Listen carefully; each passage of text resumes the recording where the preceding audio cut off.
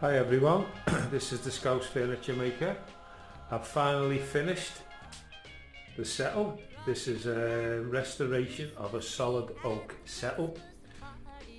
There's a lot of work involved in this, but I'm really pleased with it. Obviously all the boards aren't uniform, there's a lot of variation in the boards, but it's English oak, it's lovely oak. But I'm really pleased with it, and I know my client is really happy with it too.